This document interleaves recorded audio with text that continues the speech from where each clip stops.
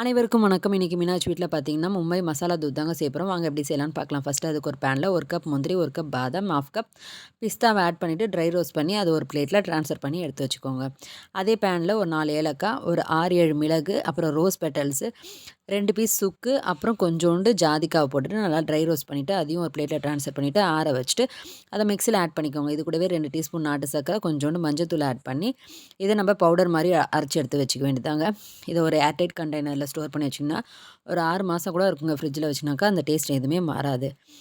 வாங்க இப்போ எப்படி செய்யலான்னு பார்க்கலாம். பால் வச்சுட்டு 1/2 லிட்டர் பால் வச்சுருக்கோம் இன்றைக்கி.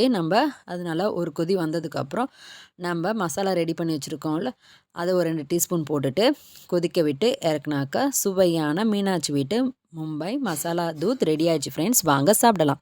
இந்த வீடியோ உங்களுக்கு பிடிச்சிருந்தா லைக் பண்ணுங்கள், கமெண்ட் பண்ணுங்கள், ஷேர் பண்ணுங்கள். இது செம சூப்பராக இருக்கும் வின்டர் சீசனுக்கு. கண்டிப்பாக ட்ரை பண்ணிட்டு கமெண்ட் பண்ணுங்கள். நன்றி, வணக்கம்.